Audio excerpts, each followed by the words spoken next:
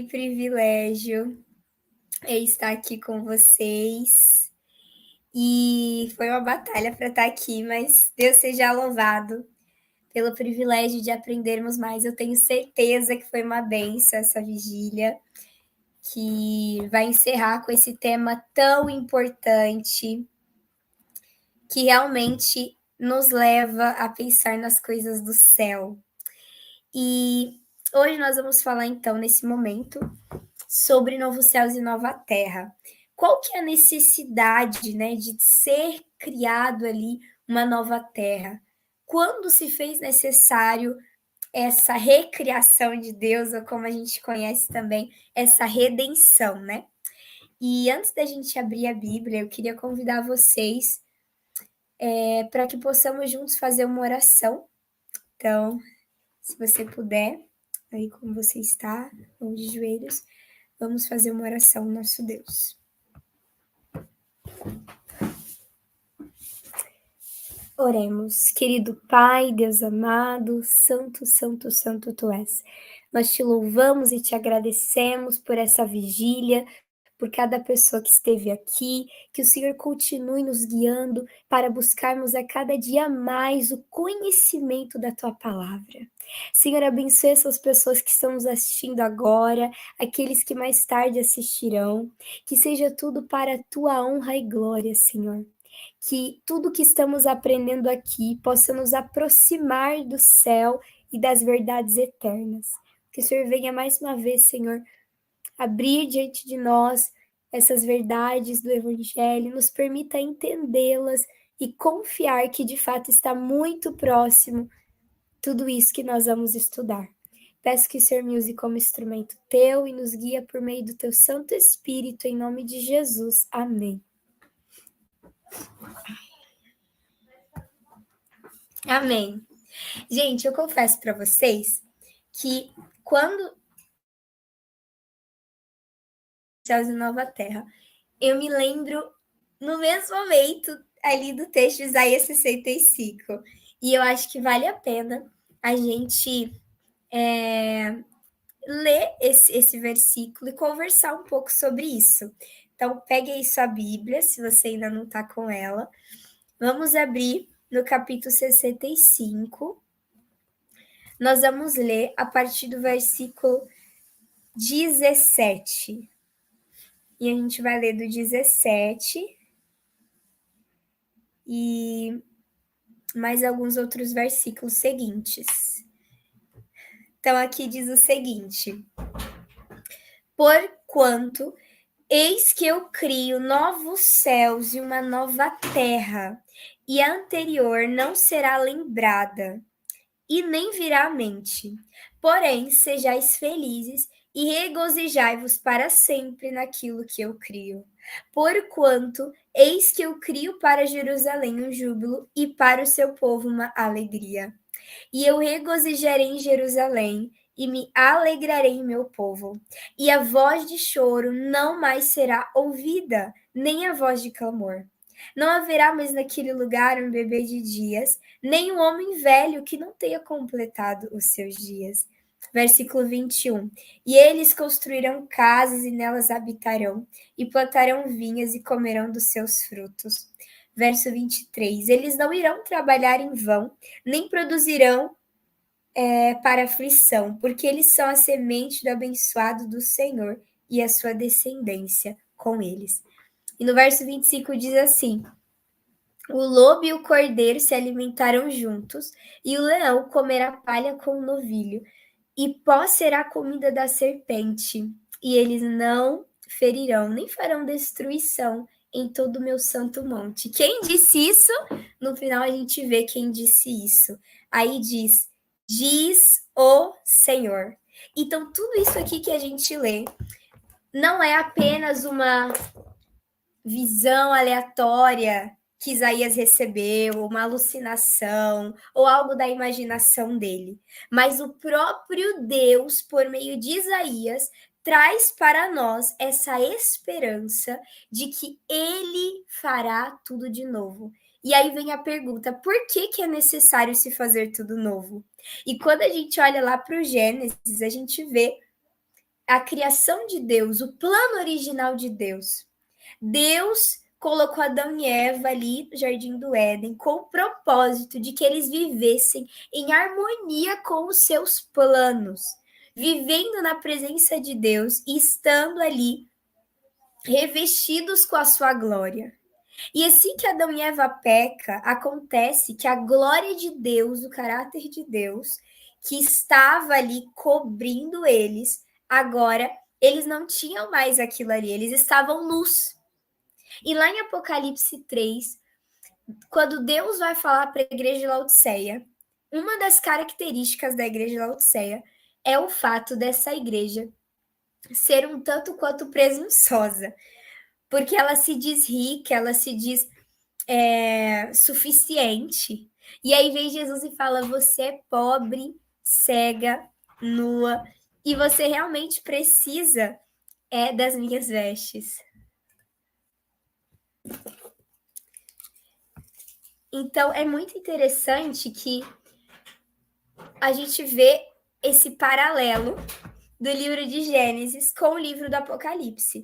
Porque no livro de Gênesis, a gente vê esse plano ideal de Deus e como que esse plano não teve uma sequência pela queda.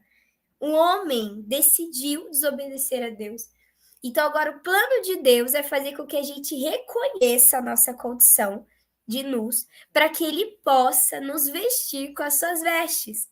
E é muito interessante que, antes do Senhor criar novos céus e nova terra, ele prepara um povo para habitar nesse novo céu e nova terra. Então, queridos, é muito interessante que a gente vê novamente que o plano ideal de Deus lá do Gênesis, que era o homem viver ali em sua presença, revestido com a sua glória, é no Apocalipse revelado como sendo algo para o futuro que está muito perto de acontecer. Então, eu creio que nós poderíamos ir para o livro do Apocalipse nesse momento. E aqui a gente consegue perceber, de fato, o que foi necessário acontecer, o que ainda é necessário acontecer antes de realmente estarmos seguros eternamente na nova terra. Então, vamos abrir no livro de Apocalipse, livro do Apocalipse, no capítulo 12, nós vamos perceber nesse capítulo que aqui há uma retrospectiva do povo de Deus, desde o Antigo Testamento, e veio falando desde o momento em que Jesus veio à Terra, que o inimigo tentou matar Jesus ali por meio de Herodes, tá indo, e aí fala sobre a igreja de Deus que foi perseguida ali os 1260 anos, e no meio disso tudo, olha só que interessante, a gente percebe que João, ele fala sobre uma vitória que foi alcançada por meio do sacrifício de Jesus. Apocalipse 12, verso 10. Nós lemos o seguinte.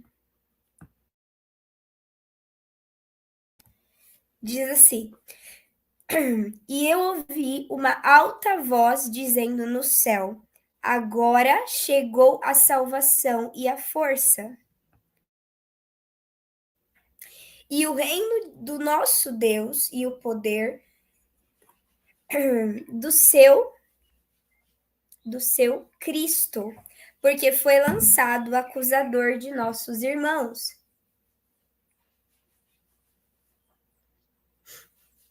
O acusador de nossos irmãos está abatido, o que os acusava dia e noite diante de nosso Deus. Verso 11. E eles o venceram pelo sangue do Cordeiro e pela palavra do seu testemunho. E eles não amaram as suas vidas até a morte.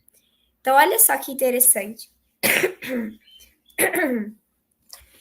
Aqui a gente percebe que João, ele descreve uma cena que é ali de um Cristo, de um Deus, e do outro lado o acusador de nossos irmãos, que os acusava de dia e de noite.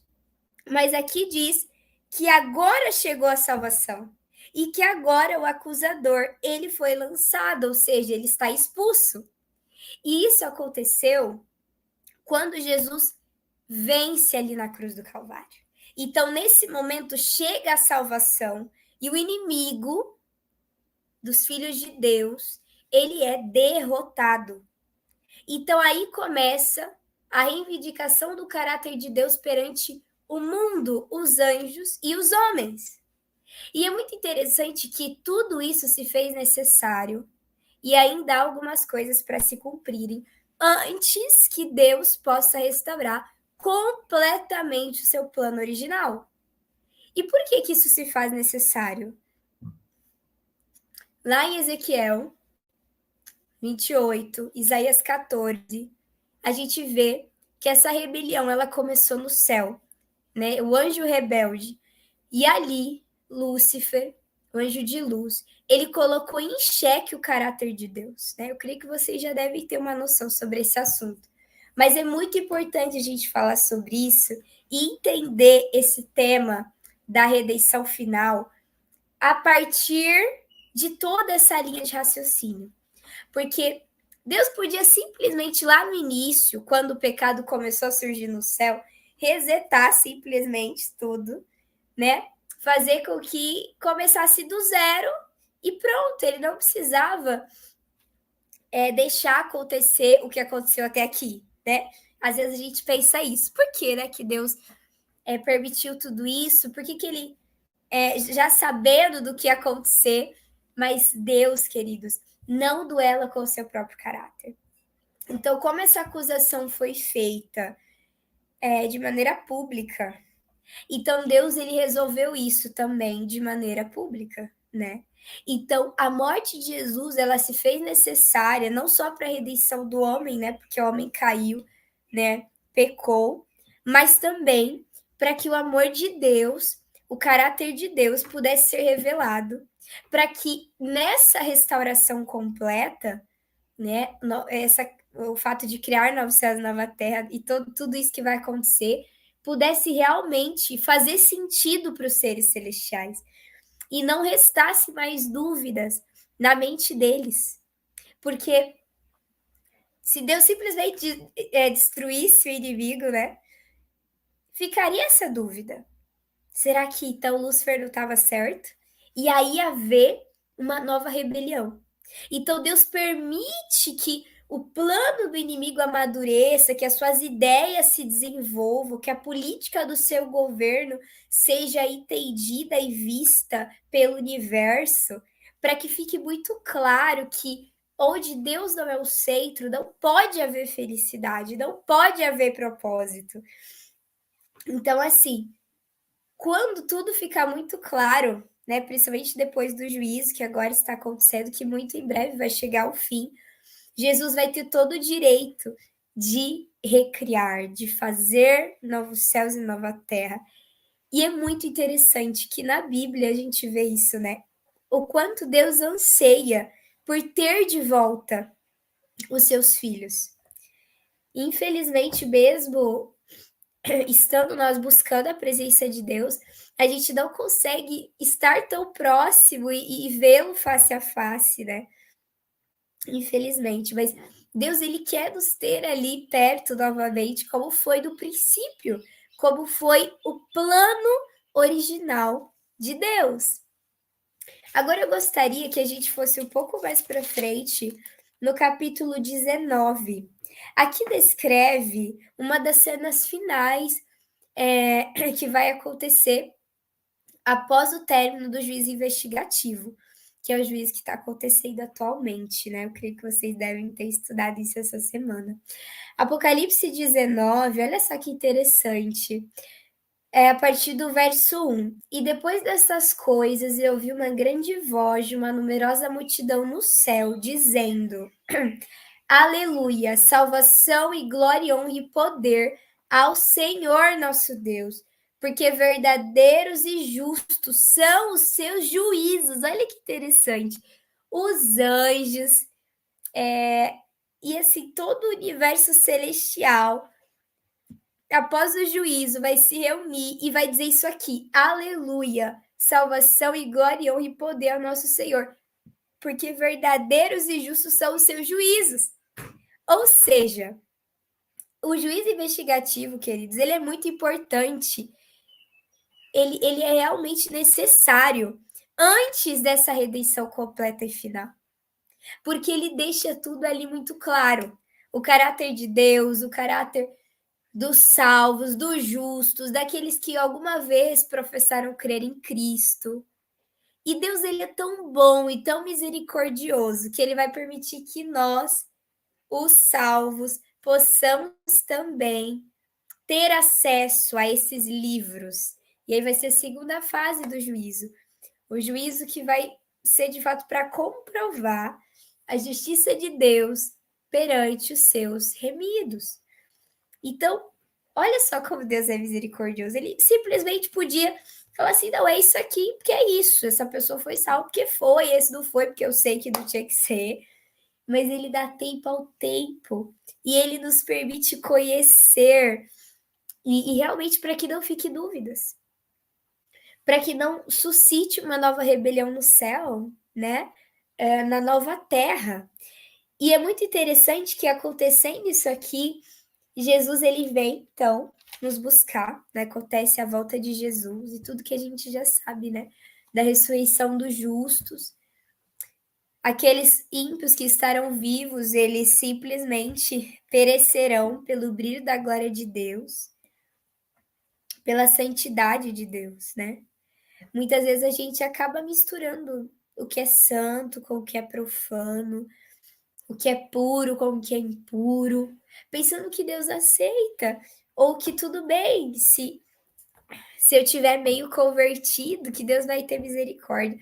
Queridos, vai ser muito triste esse evento da volta de Jesus para aqueles que realmente não estarão preparados, porque nós só vamos suportar ver a glória de Jesus nas nuvens dos céus se hoje nós temos buscado essa luz do céu. Se hoje nós temos vivido na presença de Deus, sabe? E realmente a preparação para novos céus e nova terra precisa acontecer aqui. Precisa acontecer agora. Pode ser que você já esteja assistindo vigílias assim, com muita frequência, ou acompanhe aqui os conteúdos do canal Caráter Cristão e outros canais, e estude e tudo mais. Mas entenda que apenas ouvir e ler não é suficiente. A gente precisa realmente buscar examinar a palavra de Deus, buscar conhecer o plano de Deus para a nossa vida, para que a gente tenha completa convicção de que tudo isso que a gente prega não é uma historinha para a gente ficar, sei lá, para a gente ficar tranquilo, um mero conforto, né? É algo que é inventado, uma ficção, mas é uma verdade. É algo que realmente Deus diz e vai acontecer.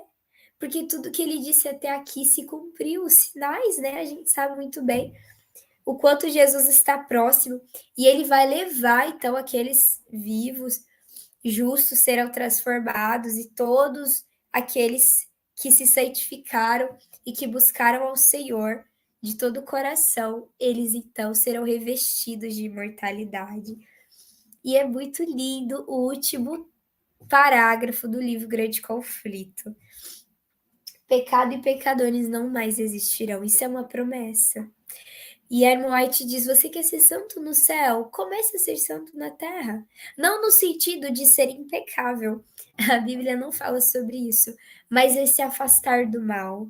É evitar o pecado. É ter realmente ódio pelas coisas do mal. Ter repulsa pelo pecado.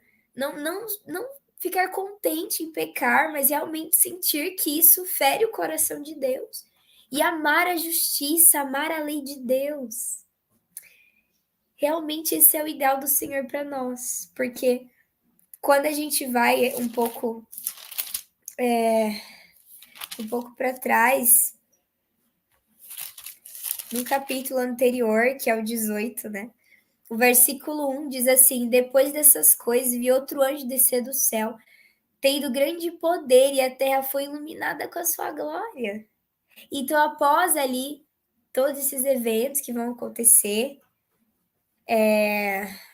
desses últimos dias, e Deus vai realmente derramar sobre nós a chuva serôdio, sobre o povo de Deus, aqueles que estão se preparando, e por meio desse povo, que é chamado de povo remanescente, a glória de Deus vai encher a terra.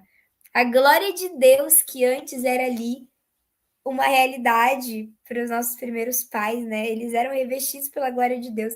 Agora, novamente, o plano de Deus vai se concretizar, porque ele vai nos revestir com a sua glória. E a glória de Deus, queridos, é o caráter de Deus. Então, nós vamos cumprir a nossa missão. E aí, depois acontece ali o fim, né? Do tempo da graça. E aí a gente vê que os próximos capítulos, eles são sequenciais. Não é algo fora de ordem. Começa a aparecer a ordem, né?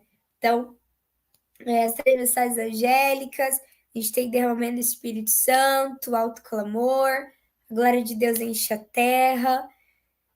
E aí acontece ali as pragas, e enfim, Jesus volta ali, quando estiver acontecendo a última praga, Jesus volta, o povo de Deus é levado para o céu, e depois do milênio, depois que já vai ter ficado muito claro o caráter dos ímpios, né? E do próprio inimigo, como Paulo fala, a gente vai julgar até os anjos, né?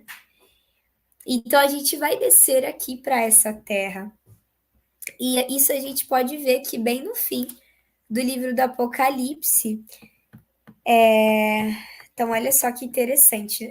Apocalipse, no capítulo 20, a partir do versículo 7, diz assim: E quando completarem-se os 1000 anos, Satanás será solto de sua prisão e sairá para enganar as nações que estão nos 4 cantos da terra, Gog e Magog, para as ajuntar em batalha, cujo número é como a areia do mar.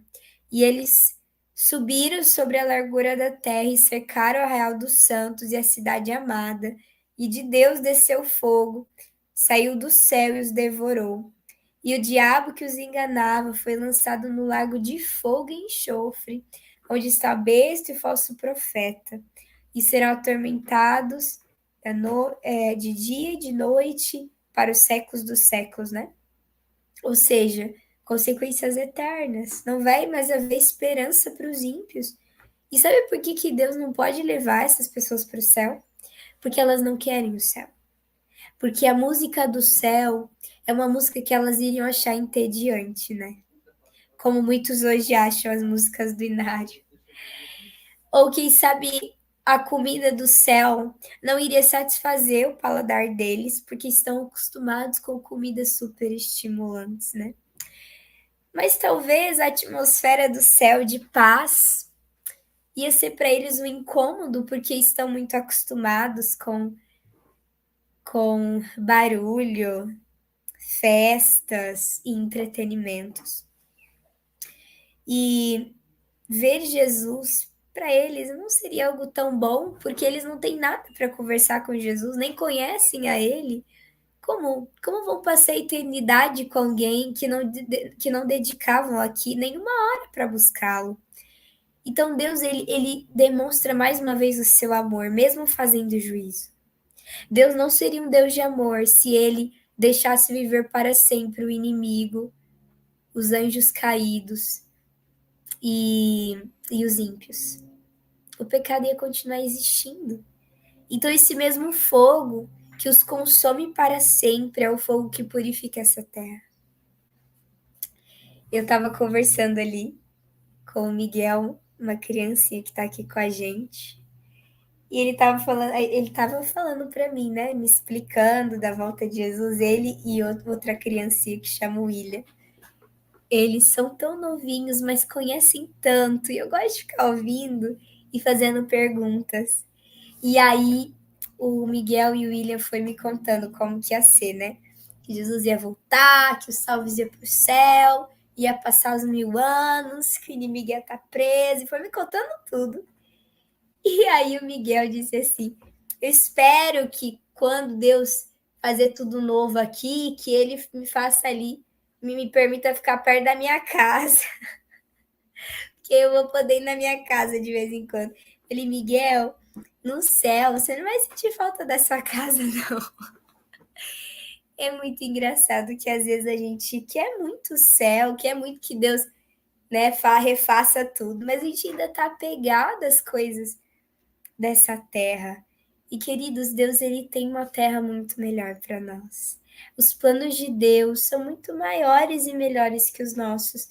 E o nosso maior objetivo deve ser nos adaptar ao céu, permitir que o Espírito Santo nos transforme, para que possa haver lugar para nós no céu, não lugar de espaço, mas lugar de aquilo que de fato é necessário para que a gente tenha a oportunidade de estar no céu, para que a gente encontre prazer no céu. E esse processo de transformação se dá pela justificação pela fé e pela santificação que é pela fé. E precisa acontecer diariamente.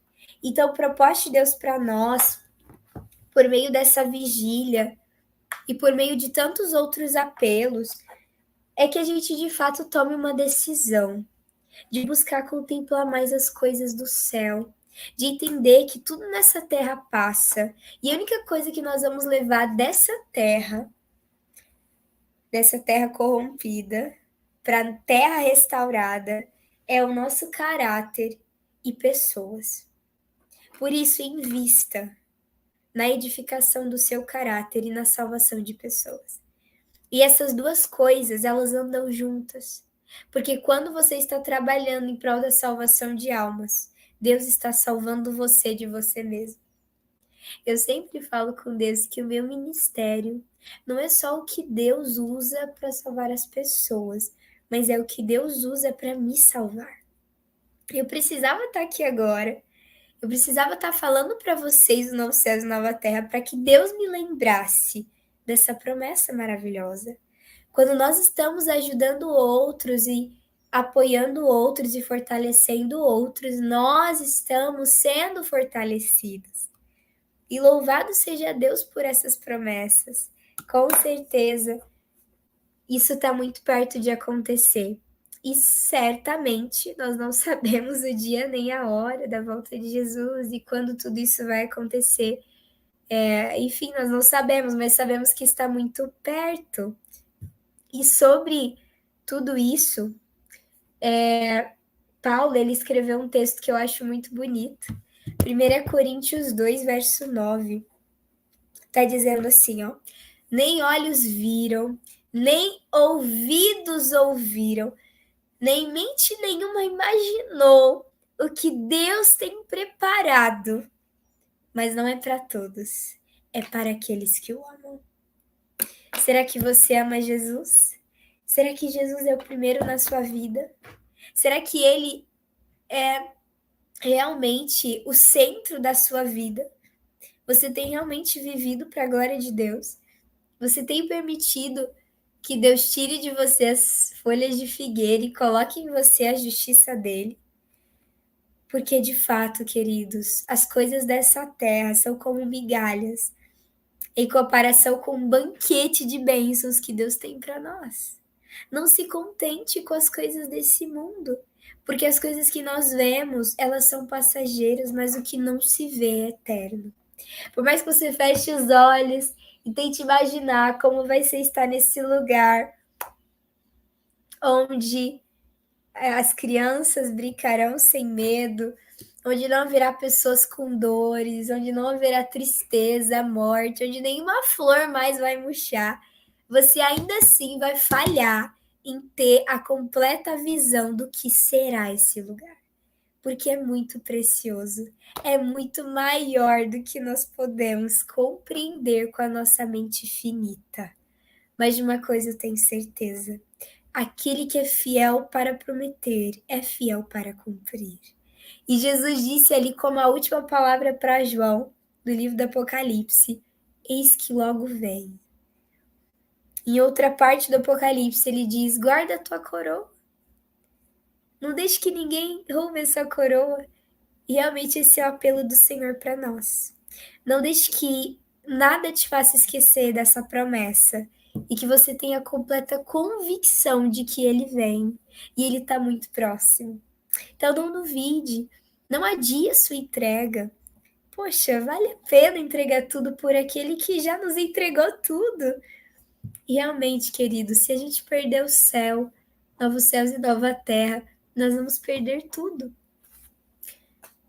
Tudo de mais importante. Então faça parte daqueles que realmente reconhecerão a justiça de Deus e viverão por toda a eternidade adorando aquele que de fato deve receber toda a honra, glória e louvor.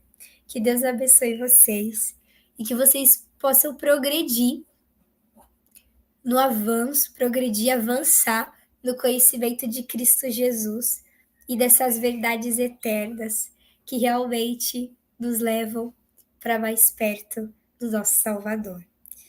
Nesse momento a gente conclui com uma oração, como é?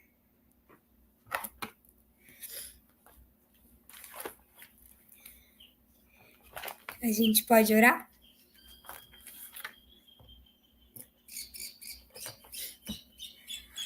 Creio que a gente conclui então com uma oração. Então vamos orar, queridos. Pode orar, Gabi. É isso mesmo, né, Alberto? Então, quem puder, vamos dobrar nossos joelhos mais uma vez.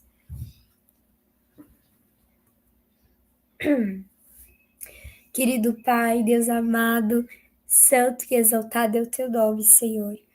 Nós te somos gratos por essas maravilhosas promessas. Te agradecemos porque o Senhor nos alcançou lá no fundo do abismo e o Senhor nos redimiu. A cruz se tornou a ponte sobre o abismo e é a cruz que nos conecta novamente ao Pai.